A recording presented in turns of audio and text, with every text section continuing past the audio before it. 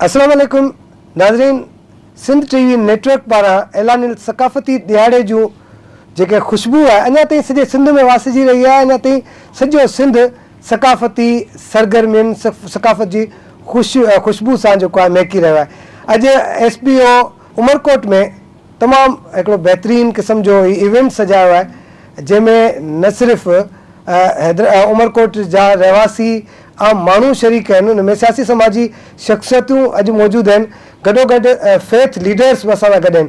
मुख़्तलिफ़ फेथ सां तालुक़ रखंदड़ मुस्लमाननि जा आलिम हुजनि, ईसाई कम्यूनिटी जा बिरादरी जा आलिम हुजनि, या वरी हिंदुनि जा जेके पंडित आहिनि उहे बि असां सां गॾु आहिनि। ऐं अॼोके हिन प्रोग्राम जी जेका ख़ासियत आहे उन में तव्हां ॾिसो असां वटि लेडीज़ जेका आहे उन्हनि जो बि हिकिड़ो वॾो अंग हिन प्रोग्राम में असां सां गॾु शरीक आहे।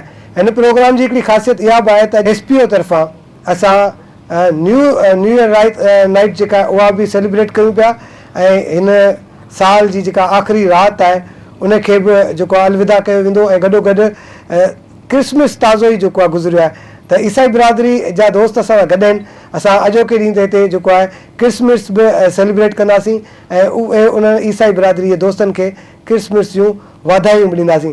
त प्रोग्राम जी शुरूआति कयूं था। असां सां गॾु अमजद बलोच साहब आहिनि। अमजद बलोच साहब SPO जा रीजनल हेड आहिनि ऐं उन सां गॾु जेके हिन वक़्तु SPO कमु करे पई। असां अगरि SPO जे कम ते ॻाल्हि ॿोल कयूं त क्लाइमेट जे हवाले सां SPO सॼे सिंध में कमु करे पई, न सिर्फ़ु सॼे सिंध में पर पाकिस्तान में कमु करे पई। एजुकेशन ते कमु करे थी ऐं माण्हुनि खे ख़ासि तौर ते औरतुनि खे पावरफुल ठाहिण जे लाइ, औरतुनि खे हिन समाजी हवाले सां स्ट्रॉन्ग करण जे लाइ SPO तमामु घणो कमु करे पई। अमजद साहब खां पहिरीं त पुछंदासीं त SPO हिन वक़्तु जेको आहे छा पई करे ऐं अॼोको प्रोग्राम कहिड़ी जेका शइ आहे उन सां मुतासिर थी करे इन्होंने सेलिब्रेट किया। अमजद साहब, पहले तो ये बताइएगा कि आज बहुत मुझे तो देख कर बड़ी खुशी हो रही है क्योंकि लेडीज़ भी हमारे साथ है और डिफरेंट फेथ के लोग, मौलवी साहब भी बैठे हैं, पंडित साहब भी बैठे हैं। तो किस तरह से, एक तो ये थोड़ा सा तारुफ भी करवा दीजिएगा SPO का हमारे नाजरीन को, और उसके साथ साथ ये भी बताइएगा कि आज का इवेंट किस तरह से जो है सेलिब्रेट कर रहे हैं हम लोग। शुक्रिया फ़हीम साहब, सिंध TV का ख़ुसूसन शुक्रिया कि वो हमारी दरख्वास्त पर उमरकोट तशरीफ़ लाए और हमारी इस हारमोनी के खूबसूरत नशिस्त को इज़्ज़त बख्शी। जो SPO है एक पाकिस्तानी इदारा है जो पूरे पाकिस्तान में काम कर रहा है। हम पाकिस्तान के 75 अज़ला में बैक वक्त काम कर रहे हैं और हमारा जो बुनियादी मकसद है वो ये है कि पाकिस्तानी शहरियों को तालीम और सेहत की सहूलियात इंश्योर कराना, और दूसरे मरहले में हमारी कोशिश होती है कि जो क्लाइमेट को दरपेश ख़तरात हैं उनको किसी हद तक कम किया जा सके। सिंध के अंदर अगर मैं बात करूं तो सिंध हमारा बहुत खूबसूरत एक पाकिस्तान का हिस्सा है और जो कल्चरल पॉइंट ऑफ व्यू से बहुत ज़रखेज़ है और एक रिच और कलरफुल कल्चर है सिंध का।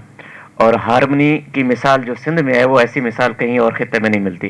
तो हम इस हारमोनी को मज़ीद बेहतर करने के लिए, इस एक कलरफुल कल्चर को और ज़्यादा कलरफुल बनाने के लिए अपना हिस्सा शामिल करते रहते हैं, और ये आज का प्रोग्राम उसी सिलसिले की एक कड़ी है। जो क्लाइमेट को ख़तरात सिंध के अंदर हैं, अब सब दोस्त जानते हैं सिंध में कुछ 4 किस्म के कुदरती आफात का सामना रहता है। एक हमें जो सबसे बड़ा मसला रहता है वो सैलाब का रहता है, जो जुलाई अगस्त सितंबर में हम फेस करते हैं। ख़ास तौर पे जो हमारे दरियाई बेल्ट के रिवराइन एरिया हैं वहाँ हमारे बहुत सारे सिंधी दोस्त उसको उन मुश्किलात का सामना रहता है।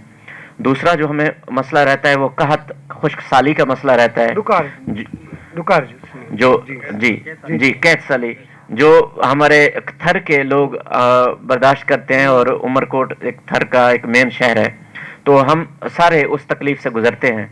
तो वो भी एक क्लाइमेट चेंज की वजह से वो हम फेस कर रहे हैं।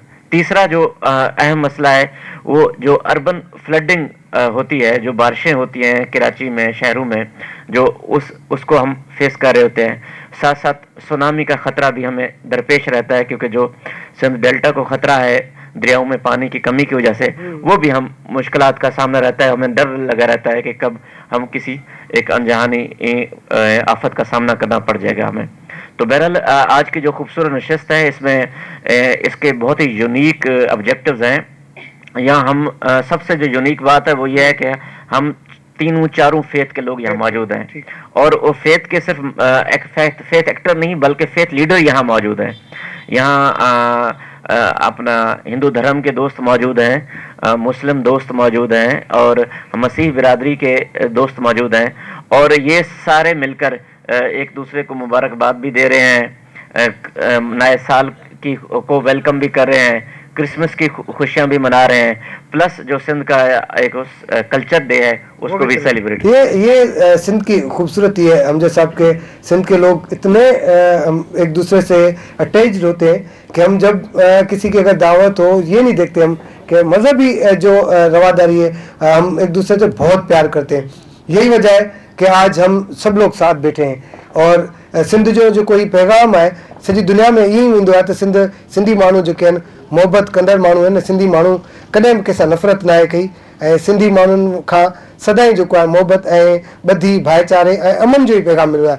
त असांजो जेको अॼोको ई प्रोग्राम आहे, अॼोकी जेका सेलिब्रेशन आहे, इहा बि इन ई सिलसिले जी कड़ी आहे। जीअं अमजद साहब ॿुधायो त क्लाइमेट चेंज ऐं क्लाइमेट ते जेको माहौलियात ते तमामु घणो असरु थिए थो, त असांखे घुरिजे त असां पंहिंजे माहौल खे साफ़ु करण जे लाइ, पंहिंजे माहौल खे साफ़ु सुथिरो रखण जे लाइ हर माण्हू पंहिंजो किरदारु अदा करे। त हर माण्हू जॾहिं पंहिंजो किरदारु अदा कंदो त उन खां पोइ ई असां का रिज़ल्ट हासिलु करे सघंदासीं। असांजा जेके नंढा नंढा रवैया आहिनि उहे जेके आहिनि असांजे माहौल खे ख़राबु कंदा आहिनि। उन ते बि अॻियां ॻाल्हाईंदासीं, बोर कोन कंदासीं तव्हांखे। असां वटि ॾाढा ख़ूबसूरत फ़नकार बि मौजूदु आहिनि, ऐं सुघड़ बि आहिनि, सुघड़नि खां बि ॿुधंदासीं ऐं कंहिंखां भेट ॿुधंदासीं। त हिन वक़्तु आउं चाहींदुसि त खेतपाल साहब जेको आहे वाइस चेयरमैन आहिनि फेस नेटवर्क जा, जेको हिन वक़्तु SPO पारां उमरकोट में कमु करे रहियो आहे वॉलंटरी बेसिस ते। त खेतपाल साहब न सिर्फ़ु पंहिंजो फेस जो तारुफ़ कराइनि, ऐं ॿिया जेके हिते महिमान वेठा आहिनि दोस्त, उन्हनि जो बि तारुफ़ कराइनि। खेतपाल साहब।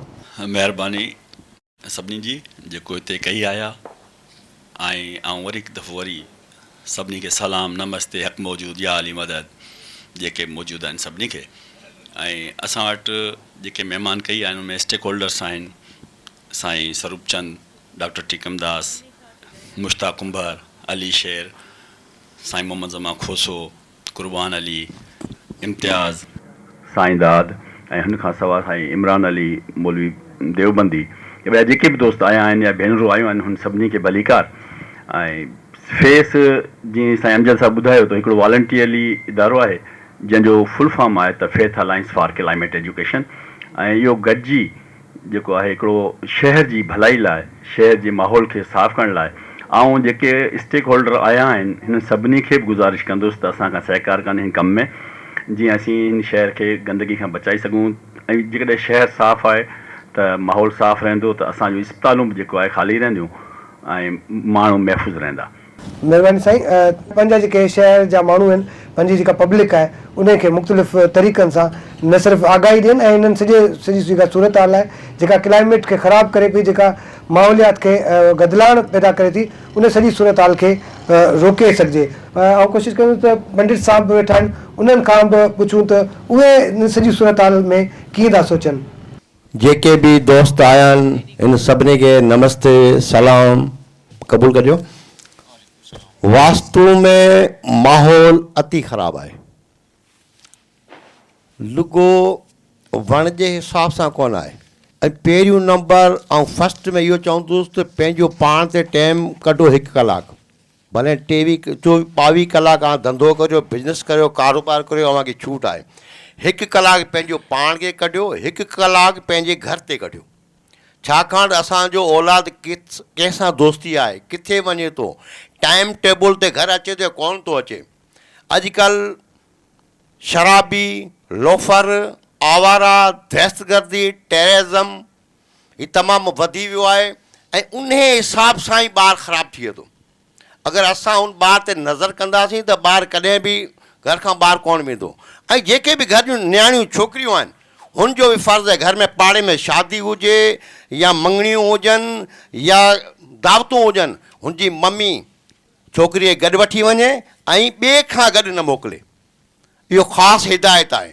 छाजे करे जिथे शहर आहे उते गलियूं बि आहिनि, माहौल तमामु गंदो आहे। इन हिसाब से चवंदो हुन ते फुल फुलेज पंहिंजो कंट्रोल कनि। छोकिरी ते हुनजी माउ कंट्रोल कंदी ऐं पुट ते हुनजो पीउ कंट्रोल कंदो त हू आवारा ऐं दहशतगर्दनि जे चकर में कोन ईंदो, गुंडागर्दी कोन हूंदो, शराबी ऐं मवाली कोन थींदो, चोर चटो कोन थींदो। उन खां अलावा जेके बि हिननि ॻाल्हि कयूं आहिनि माहौल जे हिसाब सां थेलियूं शॉपिंग जेके अचनि पियूं इहे तमामु गंद आहे। ऐं हर माण्हू खे चवंदुसि त कपिड़े जूं थेलियूं ठारायो, उन में पंहिंजियूं सब्जियूं, उन में पंहिंजो सामान वठी अचनि, छाकाणि उन में बीमारियूं कोन थींदियूं आहिनि। इन में बैग में बंदि करण सां इन में केमिकल हाई पावर जो आहे, इन हिसाब सां उन में तमामु जरासीम ऐं बीमारियूं फुलफिलित पैदा थियनि थियूं। वधीक आऊं अव्हां जो टाइम कोन वठंदुसि। महिरबानी जाम साईं, महिमान आहिनि। महिरबानी साईं। मैडम ईस्टर वेठी है पासे में, इन मैडम खां भी पूछनासी। तो मैडम ये ज़रा बता दीजिएगा कि किस तरह से, एक तो आज के इवेंट के बारे में थोड़ा सा कमेंट करें कि आज सारे फेट के लोग भी हैं और आज पहले तो हम आपको जो है क्रिसमस की मुबारकबाद देते हैं और थोड़ी देर में हम केक भी काटने वाले हैं क्रिसमस का। पहले ये बताइएगा आज के इवेंट को किस तरह से देख रही हैं? ये जो सकाफती मच कचहरी है, मुझे बहुत अच्छा लगा कि ये एक हम अपने कल्चर का जो है एक्सप्लोर कर रहे हैं। और स्पेशली ये मैं कहना चाहती हूँ कि जो एसपीओ जो काम कर रही है, और फिर ये पिछले दिनों में भी हमने कल्चर डे को मनाया और बड़ा अच्छा वो प्रोग्राम था। और हम अपनी नस्ल को ये चीज़ें अगर नहीं देंगे तो ये एक तरह से बिल्कुल ख़त्म हो जाएगी हमारी सकाफती जो चीज़ें हैं। तो इस तरह से ये प्रोग्राम जो है वो होते रहने चाहिए और एसपीओ बहुत अच्छा काम कर रहा है और मैं इसकी शुक्रगुजार हूँ। और ऑलरेडी मुझे भी बहुत इसमें अच्छा लगता है। और ये जो कल्चर की खूबसूरती है, ये जो रंग हम ये नीचे जो अजरक है या रली है, इसके रंग इतने खूबसूरत है और इन रंगों का भी कुछ मतलब है। जैसे इसमें लाल रंग है तो वो हमें मोहब्बत या इसार का जो है वो मतलब है इसका। और फिर जो वाइट कलर है या हरा कलर है, ये अमन और मोहब्बत का है इसमें। तो ये कल्चर जो है वो इतना खूबसूरत है और आज का जो इवेंट है ये बहुत अच्छा है कि हमारे मोअज़्ज़ज़ मेहमान भी इसमें मौजूद है और यहाँ एक बहुत खूबसूरत कचहरी जो है वो लगी हुई है। बहुत शुक्रिया। कल्चर और कल्चर के साथ जो रिलेटेड चीज़ें हैं वो भी बहुत खूबसूरत हैं। जैसे मैडम ने बताया कि हर कलर बोलता है, हर कलर की जो अपनी एक मीनिंग है। जीअं त असांजी रली जा रंग आहिनि, जीअं असांजी अजरक जा रंग आहिनि, उन्हनि जा जेके मुख़्तलिफ़ कलर आहिनि, उन्हनि कलरनि खे ॾिसी करे उन्हनि मां जेको माण्हुनि जी शख़्सियत आहे या वरी माण्हुनि जा जेके जज़्बात आहिनि उन्हनि जी अक्कासी थिए थी। त असां केॾा सिविलाइज़्ड आहियूं, असांजी जेका ही सकाफ़त आहे केॾी पुराणी आहे। सकाफ़त खे भेटा पेश करण जो सिलसिलो बि जारी आहे। स्वरूप साहब असां सां गॾु आहिनि। स्वरूप साहब, तव्हां ॿुधायो कीअं था ॾिसो पहिरीं त कल्चर केतिरो रिच आहे असांजो? फ़हीम साहब महिरबानी ऐं गॾोगॾु साईं अमजद फरूज़ साहब जी महिरबानी ऐं के जिते बि दोस्त आयल आहिनि ऐं मुंहिंजूं भेनरूं आहिनि उन सभिनी खे नमस्ते, अस्सलाम वालेकुम हक़ मौजूद। सभ खां पहिरीं त इहो आहे त जेको कल्चर जो अॼु टॉपिक आहे ॾाढो भलो टॉपिक आहे, छो त सिंध असांजी अमन धरती आहे। सभ खां वॾी ॻाल्हि सिंध अमन जी धरती आहे ऐं सिंध सूफ़ियनि ऐं बुज़ुर्गनि जी जेका आहे उहो धरती आहे। ऐं सिंध उहो वाहिद सूबो आहे सभिनी खे पंहिंजे जी में जाइ ॾिए थो ऐं हुन सां गॾोगॾु जेका असांजी कल्चर आहे, ही प्रोग्राम जेकॾहिं कल्चर थिए त असांजा कल्चर्स जेके प्रोमोट थींदी। त हिन में जेकॾहिं हाणे सिंधी अजरक या टोपी को ज़मानो हूंदो हो त माना असीं जेकॾहिं किथे वेंदा हुआसीं त असांखे सिंधी या टोपी अजरक बगल में विझी वञिणो पवंदो। त उनखे हींअर जे 4-5 सालनि खां आऊं सिंध टीवी जो थोराईंदो आहियां जेको असांजी सिंध खे ऐं सिंध जी जेका कल्चर खे हुन उजागर कयो। ऐं हीअ सम्झां थो जेकॾहिं हीअ मच कचहरी मूंखे यादि न आहे त मूं जेकॾहिं मैट्रिक पास कई आहे उनखां पोइ अॼु जेका मच कचहरी ॾिसूं था। अॻु में अञा ॿारहाड़ी में हूंदो हो मच कचहरी थींदी हुई, ॻोठाणा गॾु थींदा, असांजा वॾड़ा गॾु थींदा, पोइ हिते इहो कचहरियूं थींदियूं। पर हुनखे अॼु सिंधा दिल कयो एसपी वारनि ऐं फेस वारनि जी वरी वरी महिरबानी ऐं गॾोगॾु ऐं सिंध टीवी वारनि जो बि शुक्रियो अदा करियां थो जेको असांजे हिन सी में बि अची माना असां सां गॾु वेठा आहिनि। थैंक यू फ़हीम साहिब।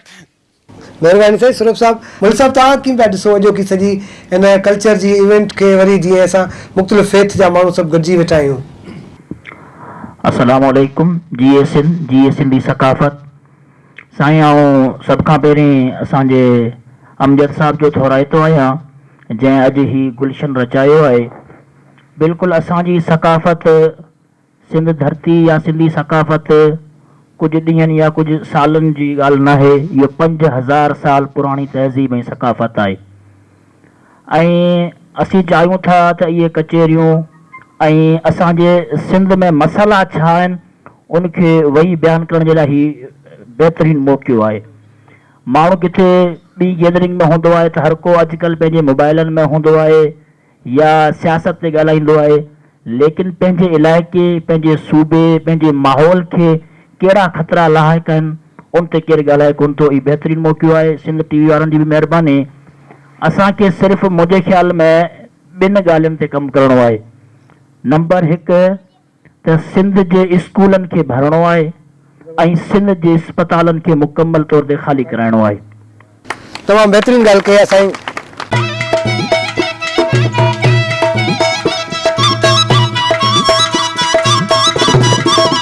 उमरकोट में ही ख़ूबसूरत जेका महफ़िल सिंगारी वई आहे, मुख़्तलिफ़ जेके फ़नकार आहिनि उन्हनि जी परफॉर्मेंस बि आहे। हाणे कोशिशि कयूं था असांखे शाइर अदीब बि गॾु आहिनि ऐं ख़ासि तौर ते सहाफ़ी बि जेके उमरकोट जा आहिनि उन्हनि बि असांखे जॉइन कयो आहे। अदी सारा अदा वेठी आहे। सारा खे चवंदासीं त ज़ाहिर उहो थोरो असां वटि जेके अदियूं वेठियूं आहिनि उन्हनि जी नुमाइंदगी कनि ऐं हिन पासे अगरि का अदी ॻाल्हाइणु चाहे त वॉलंटियर बेसिस ते तव्हां पंहिंजा वीचार ॾियो। Thank U sir. क्या ही खुशी की बात है कि हम सब यहाँ पे इकट्ठा हैं, क्योंकि पहले ये दिन कभी सेलिब्रेट नहीं किए जाते थे।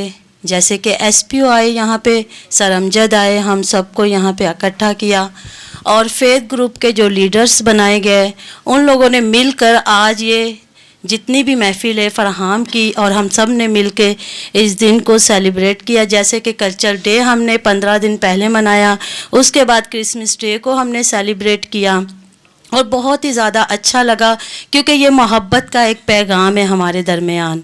क्योंकि बाइबल मुक़द्दस में भी ये ज़िक्र आया है, क्योंकि उसमें भी यही कहा जाता है कि मोहब्बत सबसे ज़्यादा अफजल है। और आज अगर हम सब के बीच में ये मोहब्बत है तो हम सब यहाँ पे इकट्ठा हैं और मच कचहरी की सूरत पे यहाँ पे मौजूद हैं। तो हमें इसी तरह मिलकर अपने दिन को सेलिब्रेट करना चाहिए, कल्चर डेज़ को सेलिब्रेट करना चाहिए, ताकि ये जो हमारी रवायात है सिंधी की, चाहे पंजाबी हो, चाहे वो किसी भी मज़हब से हो, लेकिन इस रवायत को हमें कंटिन्यू रखना है और आगे भी हम सब मिलकर इस रवायत को कंटिन्यू रखेंगे। और फेस ग्रुप ने मिलकर हम सब ने इस दिन को बहुत अच्छे तरीके से आगे चल के भी सेलिब्रेट करेंगे और मिलकर इस मोहब्बत के पैगाम को हम आगे लेकर जाएंगे। Thank U. बहुत शुक्रिया। अदी तव्हां कुझु ॻाल्हाइणु चाहियो, पंहिंजो तारुफ़ बि कराए छॾिजो। अस्सलाम वालेकुम। सुम्बुल रियाज मेरा नाम है। एसपीओ में एज अ प्रोग्राम ऑफिसर काम कर रही हूँ। फ़र्स्ट ऑफ ऑल आप सबको, जितने भी हमारे यहाँ मेहमान बैठे हैं, हमारे स्टेक होल्डर्स हैं और दूसरे एनजीओज़ के लोग हैं, एसपीओ टीम है, इन सबको जो है मैं वेलकम करती हूँ ऑन बिहाफ ऑफ एसपीओ। और इसके बाद मैं छोटी सी बात करूँगी, ज़्यादा टाइम नहीं लूँगी आपका, कि ये जो हमारा एक प्रोजेक्ट है इसमें हम मौसमियाती तब्दीलियों के हवाले से काम कर रहे हैं। तो इस प्रोजेक्ट की जो सबसे खूबसूरत बात है वो ये है कि इसमें डाइवर्सिटी है, इसमें हर मज़हब को, हर कल्चर को प्रोमोट किया जाता है। इस प्रोजेक्ट को जब हम इम्प्लीमेंट कर रहे थे तो हमने मुख्तलिफ़ कम्युनिटीज़ में जाके उनके ग्रुप्स बनाए, उनके साथ उनके कल्चर को सेलिब्रेट किया। जिस तरह आज हम क्रिसमस को भी प्रमोट कर रहे हैं, क्रिसमस डे को भी सेलिब्रेट कर रहे हैं, इस कल्चर को भी सेलिब्रेट कर रहे हैं, सिंध को भी सिंधी कल्चर को सेलिब्रेट कर रहे हैं। इसी तरह हमने जब दिवाली का इवेंट हुआ तो हमने दिवाली के इवेंट को भी इतना ही मेगा इवेंट बना के कम्युनिटी लेवल पे सेलिब्रेट किया था। ईद मिलादुल नबी के मौके पर हमने ईद मिलादुल नबी की एक बहुत बड़ी मिलाद का इनकाद किया था और कम्युनिटी लेवल पे 400 से अबव लोगों ने उसमें शिरकत की। और सबसे खूबसूरत और कामयाब इवेंट की बात ये थी कि हमने उस इवेंट में हर कम्युनिटी की रिप्रेजेंटेशन देखी। तो मैं यही कहूँगी कि आज का ये जो इवेंट है ये इसीलिए बहुत खूबसूरत और शानदार है क्योंकि इसमें हर कम्युनिटी की रिप्रेजेंटेशन है। Thank U. मुख्तलिफ कलर है इसमें, मुख्तलिफ लोग बैठे हुए जी बिल्कुल इसी तरह है। साईं मुश्ताक कुंभर साहब वेठल आहिनि हिते, उन्हनि खां बि पुछंदासीं त कीअं पिया महसूसु कयो साईं हिते अची ऐं कहिड़ी रीति जेको आहे जीअं असां पंहिंजे कल्चर खे भेटा पेश करे रहिया आहियूं, तव्हांजा ख़्यालात छा आहिनि इन हवाले सां? महिरबानी सिंध टीवी सथ ऐं एसपीओ जी तमामु मैनेजमेंट। SPO खां जंटम ते असांजी फर्स्ट मुलाक़ात थी डिस्ट्रिक्ट एडमिनिस्ट्रेशन जे अंदरि जंटम ते असां वटि कंसेप्ट आयो क्लाइमेट चेंज ऐं उन्हनि सभिनी शयुनि जो त इहा शइ हिकिड़ी तमामु इनोवेटिव ऐं तमामु सुठी शइ हुई। मूं लास्ट टाइम हिकिड़ो आर्टिकल पढ़ियो हो जंटम ते कोरोना पीक लेवल ते हुई, उन टाइम जे अंदरि माहौलियाती तब्दीली जो उन्हनि अंसर ॾेखारियो हो त इंडिया जे अंदरि जेके अमवात आहिनि उहे तमामु घणा छो पिया था थियनि।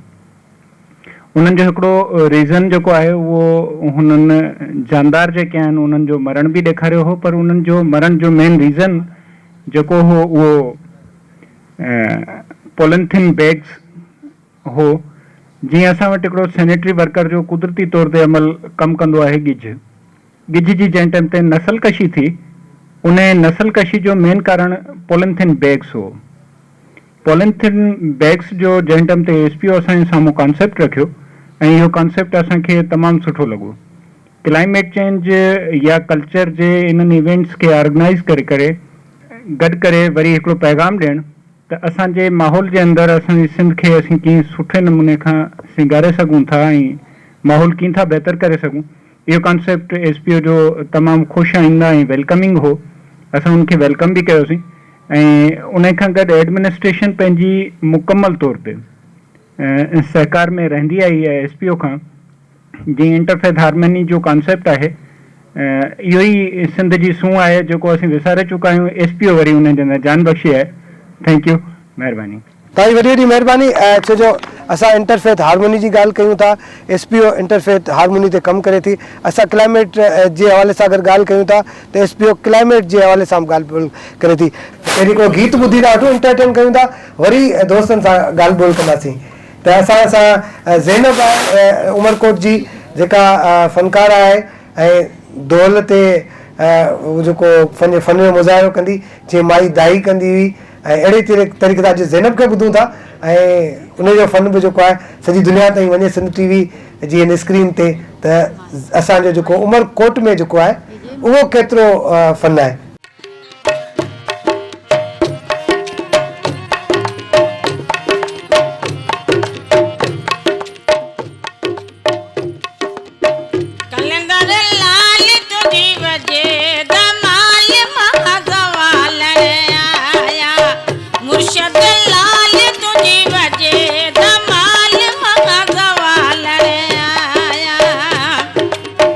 सवाल रे आया तुझी बाल दी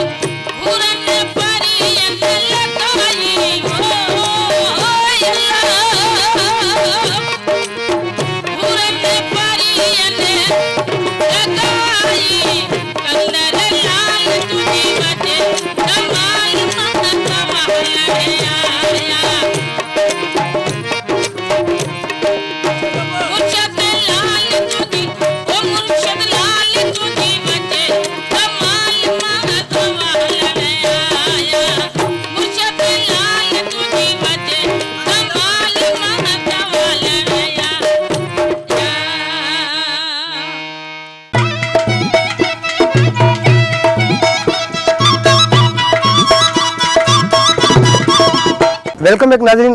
प्रोग्राम जो सिलसिलो जारी है। गीत भी ॿुधासीं, मुख़्तलिफ़ सियासी समाजी जेके अॻवान आहिनि उन्हनि सां ॻाल्हि ॿोल कईसीं। हिन वक़्तु डॉक्टर टीकम दास भी मौजूद आहिनि, उहे बि कुझु ॻाल्हाइणु चाहींदा त आउं कोशिशि कंदुमि। डॉक्टर टीकम दास साहब, सभिनी भेणनि ऐं आयल असांजे मौज़िन खे अस्सलाम वालेकुम, नमस्ते। असांखे तमामु घणी ख़ुशी थी आहे जो SPO वारनि सभिनी खे गॾु करे, हर मज़हब जे माण्हुनि खे गॾु करे यकजहत जो जेको मुज़ाहिरो कयो आहे, इन लाइ जस लहे। माहौल में जहिड़े तरीक़े सां SPO कमु कयो आहे ऐं फेस वारा जेके कमु पिया कनि, जेको मौसमियाती तब्दीलियुनि जे हवाले सां, असांजे शहरनि जे हिसाब सां असां हिननि सां भरपूर ताउन कंदासीं। छो त वणु जेको आहे उहो असांखे ऑक्सीजन फ़राहम करे थो ऐं ॾुकार खे बि रोके थो। उन हिसाब सां ऐं हीउ जेको सकाफ़ती ॾींहं अहिड़ा थींदा रहनि था ऐं घणे वक़्त खां थिया आहिनि। सकाफ़त उजागर करण सां छा थो थिए ऐं मच कचहरियूं ऐं गॾिजाणियूं थियण सां त ॾिसो, थर में या असांजे ज़िले उमरकोट ऐं थरपारकर जेको आहे उहो तमामु घणो मुतासिर आहे, मायूसियुनि में आहे। हुनजो जेको नुक़सानु थिए पियो उहो काफ़ी ख़ुदकशियूं ऐं अहसास महरूमी जे करे ख़ुदकशियूं थियनि थियूं। जेके गवर्नमेंट कमेटियूं बि ठाहियूं ऐं उन्हनि हिकिड़ी सर्वे करे ऐं हिकिड़ी शिकल ॾिनी, उन में ख़ुदकशियुनि जो सबबु जेको निकितो उहो ई हो त अहसास महरूमी। असां गॾु वेंदासीं, असांजा मसइला हल असीं हिकिड़े खां नथा थियनि, असीं सभु गॾिजी वेही मसइला हल कंदासीं त उन सां छा थींदो, हिकिड़े इंसान जी जान बची वेंदी। त ऐं असांजे जेको असांखां परे खां आयल जेके असांजा सिंध TV जा महिरबान जेके आहिनि, उन्हनि जी वॾी महिरबानी जेके हिते आया, ऐं SPO वारनि जी बि महिरबानी असांखे हिते शिरकत करे असांखे दावत ॾिनी। ॾिसो, असां हिकु 25 तारीख़ बि SPO वारनि असांखे गॾु कयो ऐं हर मज़हब जे माण्हुनि खे हुननि दावत ॾेई असांखे घुरायो। असांखे तमामु घणी ख़ुशी थी उन ईद जे दिहाड़े ते, क्रिसमस दिहाड़े ते उन्हनि सां गॾु असां ईद मल्हाई। असांखे तमामु घणी ख़ुशी महसूस थी। सो SPO वारनि जी बि महिरबानी, थैंक यू साईं, वॾी वॾी महिरबानी तव्हांजी। ज़मान खोसो साहब समाजी अॻवान आहिनि, उहे असां सां गॾु आहिनि। ज़मान साहब सां खां पुछो, ज़मान साहब थोरो इहो ॿुधाइजो त हिकिड़ो त कल्चर ऐं ॿियो वरी हिन प्रोग्राम जी ख़ूबसूरती ते थोरो ॻाल्हाइजो। हज़ारों साल नर्गिस अपनी बेनूरी पे रोती है, बड़ी मुश्किल से होता है चमन में दीदावर पैदा।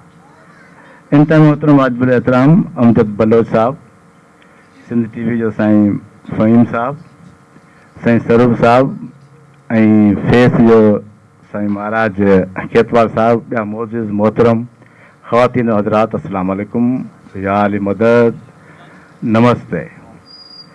सभ खां पहिरीं आउं SP वारनि जो ऐं फेस वारनि ते दिलि सां शुक्रगुज़ार आहियां जो हिननि असां हिते मदू कयो ऐं हिन प्रोग्राम असांखे दावत ॾिनी ऐं असीं हिते शरीक थियासीं।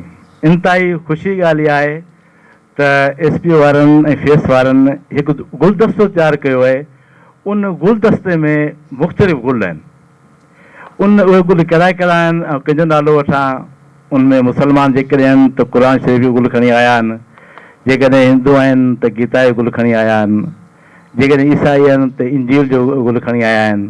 अहिड़े तरीक़े सां बिल्कुलु हिकु बहितरीनु हिकु गुलदस्तो तयारु थियो आहे। असल मक़सदु इहो हूंदो आहे त सभिनी खे ख़बर आहे त हर मज़हब में इंसान जो तक़दुस इंतिहाई आला आहे।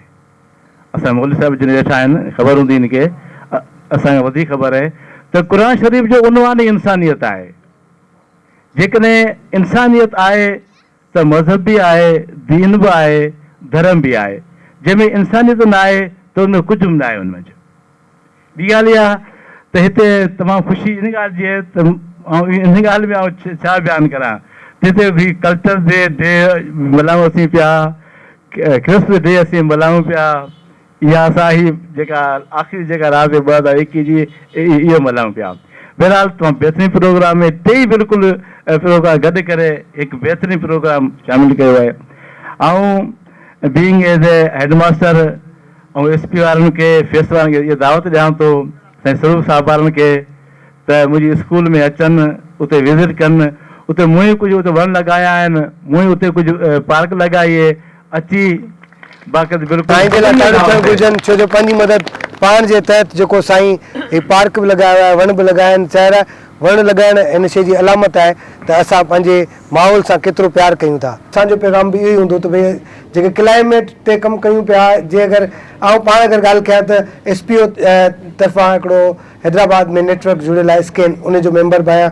जीअं एडवोकेट सुनील शत्रुघ्न मुंहिंजे बिल्कुलु बैक साइड ते वेठो आहे, उहो बि उन जो मेंबर आहे। हिते बि जेको आहे ॾाढा सुठा जेके दोस्त आहिनि जेके SPO गॾु कया आहिनि उहे कमु कनि पिया। असां सभिनी जी गॾियल इहा ई कोशिशि आहे, इहा विश आहे त असां पंहिंजे माहौल खे बहितर बणायूं, सुठो ठाहियूं। अली शेर साहिबु जेका आहे उहे असां असिस्टेंट मुख़्तार कारनि ऐं पहिरीं तव्हांखे भलीकार चऊं था, तव्हां आया आहियो साईं। सभिनी दोस्तनि खे आउं भलीकार बि चवां थो ऐं मूंखे ॾाढी ख़ुशी थी त इहो हिकिड़ो बहितरीनु प्रोग्राम हिते रखायो ऐं असांखे ॿिन्ही में शिरकत जो मौक़ो मिलियो। ऐं अहिड़ा प्रोग्राम जेकॾहिं थींदा रहंदा त पोइ अॻिते हली बि असांखे फ़ाइदो आहे।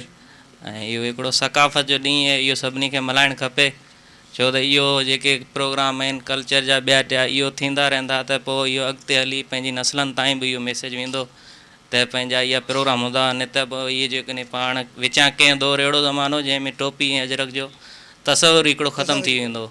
जेकॾहिं को कंहिं ॻोठ में टोपी पाईंदो त शहर में उहो टोपी लाहे वेंदो अची, चवंदा त शहर में इहो झटको थो लॻे। भई हाणे शहरी माण्हू आहिनि, इहो बि ख़ुशी सां टोपी पाए अजरक पाए इहो बाक़ाइदा प्रोग्राम मल्हाईंदा। असांखे ॾाढी ख़ुशी थी ऐं पंहिंजो असीं रवीनीअ जे हिसाब सां साईं SPO वारा आहिनि ऐं जेके फेस वारा आहिनि इन्हनि सां बिल्कुलु असांजो भरपूर साथ रहंदो ऐं इहो जेके बि पंहिंजो प्लानिंग वग़ैरह अॻिते जोड़िया आहिनि इन्हनि सां गॾु हूंदासीं, जेको बि हिननि जो हूंदो असीं गॾु आहियूं। मोहम्मद बख्श कुंबर साहब बि गॾु ई वेठा आहिनि। साईं तव्हां इहो ॿुधायो त असांजो जेको कल्चर एॾो रिच आहे, जहिड़ी रीति उमरकोट में असां तव्हांजे शहर में आया आहियूं ऐं सभु माण्हू गॾु वेही अॼु पंहिंजी सेलिब्रेशन कयूं था, केतिरी ख़ुशी पई थिए। बिस्मिल्लाहिर्रहमानिर्रहीम, अस्सलाम वालेकुम, नमस्ते साथियों। ॾाढी ख़ूबसूरत महफ़िल सजाई हुई है। यकीनन जिते ख़ूबसूरत माण्हू हूंदा आहिनि उते ख़ूबसूरत ॻाल्हियूं थींदियूं आहिनि, हिते ख़ूबसूरत चहिरा नज़र अचनि पिया ऐं पाण सभई हिते ख़ूबसूरत आहियूं। इन महफ़िल खे चार चंड लॻी विया आहिनि सभिनी जे अचण खां। SPO फेस NCA उमरकोट में हिकिड़ो बहितरीनु इनोवेटिव जेको आहे मनसूबो हलाए पई ऐं मनसूबे जा सम्राट उमरकोट वासियुनि खे मिलणा आहिनि। ॻाल्हि हले पई मौसमी तब्दीलियुनि जी, आब हवा जी तब्दीलियुनि जी, क्लाइमेट चेंज जी। क्लाइमेट एंड कल्चर इहे ॿई कनेक्ट आहिनि। हिन सकाफ़ती कचहरी खे असां कनेक्टिविटी ॾिनी आहे पंहिंजे क्लाइमेट सां, ईंदड़ मौसमी तब्दीलियुनि सां। ऐं उमरकोट जो जेको ख़ितो है, ही उमरकोट जेको आहे ही रेड ज़ोन में आहे ऐं पाकिस्तान दुनिया जे 5 नंबर ख़तरनाक मुल्कनि में शामिलु थी वियो आहे मौसमी तब्दीलियुनि जे हवाले सां। त ही जेके हिते असांजा मज़हबी अॻवान आहिनि, फेथ बेस्ड लीडर्स आहिनि, कम्यूनिटी लीडर्स आहिनि, वुमेन लीडर्स आहिनि ऐं मुख़्तलिफ़ मकतब फ़िक्र जा माण्हू जेके गॾु थिया आहिनि, त हीउ हिकिड़ो बहितरीनु कॉन्सेप्ट आहे। कंहिंखां मुस्कुराई ॻाल्हाइणु, कंहिंखे नेक सलाह ॾियणु, कंहिंखे रस्तो ॾेखारणु, कंहिं बहितरी जी ॻाल्हि करणु, इहे अहिड़ा अमल आहिनि जंहिंजो हमेशह सवाबु मिलंदो रहंदो आहे। सोहेल कुंबर साहब सीनियर सहाफ़ी मौजूदु आहिनि असांजे विच में। सोहेल साहब कीअं पिया ॾिसो?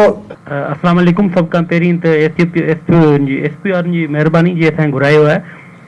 हीउ जेको प्रोग्राम आहे इंडिया जेके 2 पहलू आहिनि। हिकिड़ो इहो आहे त हीउ क्रिसमस डे बि सेलिब्रेट कनि पिया, न्यू ईयर बि सेलिब्रेट कनि पिया, 2021 खे अलविदा बि कनि पिया, कल्चर डे बि सेलिब्रेट कनि, जिते सभु शयूं इहो गॾिजी वञनि ऐं सभु शयूं ऐं सभु मज़हब सभु फ़िरका जिते गॾिजी वञनि ऐं उनखे जेके आहिनि सिंध चवनि था। हीअ सिंध जी ख़ासियत आहे त जेको असां सभु हिते अची गॾु आहियूं, मुख़्तलिफ़ रंगनि में आहियूं, सभु इंसान आहियूं, सभु दुनिया जा समूरा मज़हब जेके इंसानियत जो दर्स ॾियनि था। तव्हां इंसानियत जी जेकॾहिं इज़त कंदा त पोइ कंहिं बि मज़हब में तव्हांखे का बि रुकावट नथो हुजे। एसओपी जो कमु करे पई जेको असां वटि त वेदन इहो आहे ते असां वटि ॿेला कटिया वञनि था। थर पार्कर आहे या मुख़्तलिफ़ इलाइक़ा आहिनि जिथे वण आहिनि, वणनि जो असांजे इलाइक़े में आहे मीरपुर खास डिवीज़न आहे, उते वण घणे तइदाद में हूंदा। कल्ह हुनखे जेके आहिनि उहो पाकिस्तान जो पहिरीं नंबर जो गदिलो शहर करार ॾिनो वियो आहे। इहो जेके आहिनि असां वटि जेके असरात आहिनि जेको वण कटिजण जा या जेको असां इन समूरनि शयुनि जो जेको ज़िम्मेवार आहे, ज़िम्मेवार बि असां आहियूं ऐं नुक़सान बि असां आहियूं। उन्हनि खे असां उनखे बहितर बि असां ई करे सघूं था। असांखे वधि खां वधि कोशिशि कनि। हिन जेको प्रोजेक्ट आहे त जेके आहिनि मुख़्तलिफ़ प्रोजेक्ट ईंदा आहिनि, हीउ जेको हुन जो प्रोजेक्ट ॾाढो बहितरीनु प्रोजेक्ट आहे ऐं हिन में जिते बि असांजी ज़रूरत पवंदी आहे वॉलंटियर तौर ते रज़ाकाराना तौर ते असीं हिन सां गॾु आहियूं। असांजा यूथ जेके आहिनि उहे हिन सां गॾु आहिनि। जिते बि वण लॻाईंदा, वण ते लॻाईंदा, पर थींदो ईअं वण लॻाया तव्हां 5000 वण लॻाया पर हुनजी जेके हिफ़ाज़त न थी थियणी आहे त उन्हनि जे लाइ तव्हां जिते बि वण लॻायो था त उन्हनि खे हथु ॿधी अॻु में जेके वण लॻाईंदा त वण खे उनमें धागा ॿधंदा। जीअं भेण पंहिंजे भाउ खे राखी ॿधंदी आहे त हू चवंदा हीउ जेको वण आहे ईअं वणनि जी तव्हां जिते वञो था तव्हांजो प्रोजेक्ट पूरो थिए थो, पर तव्हां उन माण्हुनि खे उन वणनि जी ईअं पारत करे वञो जीअं जेके माउ आहे पंहिंजी धीउ जी पारत कंदी आहे। ज़बरदस्त, ॾाढी सुठी ॻाल्हि कई तव्हां त जहिड़ी रीति वण लॻाया वेंदा उन्हनि जी हिफ़ाज़त अहिड़ी तरीक़े सां कई वञे। इम्तियाज़ कोसो साहब असां सां गॾु। इम्तियाज़ साहब तव्हां ॿ लफ़्ज़ ॻाल्हाइजो इन हवाले सां त कीअं था ॾिसो सॼी सूरत हाल? महिरबानी। ऐं इंतिहाई शुक्रगुज़ार आहियां एसपीओ जो, सिंध टीवी जो ऐं फेस राइन्स जो त हिन एॾो ज़बरदस्त प्रोग्राम। ही कल्चर डे, कल्चर असांजे सिंध जी 5000 साल पुराणो आहे ऐं जेकॾहिं असां ही कल्चर ही आहिनि जंहिंमें असां अॼु वेठा आहियूं हिन में को बि न पियो थिए त मसालो कहिड़े मज़हब सां आहे कहिड़े असां हर मज़हब जो माण्हू, हर ज़ात जो माण्हू, हर जो ही तव्हांखे सिंध में ई मिलंदी। तव्हांखे पाकिस्तान जी शायदि ॿिनि सूबनि में हिन टाइप जूं रवायतूं या कचहरियूं इंतिहाई महदूद किरदार मिलनि थियूं, लेकिन सिंध आहे जंहिंमें ही शयूं करनि था। जेकॾहिं ही असांजो सिंध जो कल्चर ही शयूं असां जेके न मल्हाईंदासीं यकीननि तव्हां ॾिसंदा त ईअं सियालकोट जहिड़ा वाक़िया जेके वधनि था उहो हिन कल्चर जे ख़तमु थियण जे करे ई थियनि था। जेकॾहिं कल्चर हिन शयुनि खे असां प्रोमोट कंदासीं त असां इनखे बहितर नमूने हलाए सघूं था। तमामु बहितरीनु ॻाल्हि कई त तव्हां जेको पंहिंजे हिसे जो सिर्फ़ु हिकिड़ो वण अगरि लॻाए त असां जेको आहे हिन माहौल खे वधीक बहितर बणाए सघंदासीं ऐं वधीक जेका गदिलाइण या गदिलो थियण खां रोके सघंदासीं। हाणे असां हलूं था जेको आहे सेलिब्रेशन जी तरफ़। शहबाज साहब जेको आहे उनखे गुज़ारिश कंदासीं त जी बहुत शुक्रिया टाइम देने के लिए, ख़ास तौर पर ये सारा इवेंट करने के लिए और इज़्ज़त बख्शने के लिए। जैसे मैं क्रिश्चियन कम्युनिटी को रिप्रेजेंट कर रहा हूँ तो एसपीओ का बहुत शुक्रिया ये जो इवेंट किया। मैं थोड़ी सी बात करना चाहता हूँ कि पिछले 15 साल से मैं दुबई में काम कर रहा था। तो दुबई जो तरक्की कर रहा है वो आप सबको पता होगा कि वो कोई रंग, मज़हब, कल्चर को आगे लेके नहीं जाता, वो तो सब मल्टी कल्चर है, तो वो तरक्की कर रहा है। तो जो आपका ये कदम है कि हम सब मज़ाहिब को और सब कल्चर्स को लेके आगे चल रहे हैं, तो मेरा ये ईमान है और मेरी ये दुआ है कि पाकिस्तान भी बहुत जल्द उसी मंजिलों पर निकल जाएगा, उसी तरक्की की राह पर निकल जाएगा।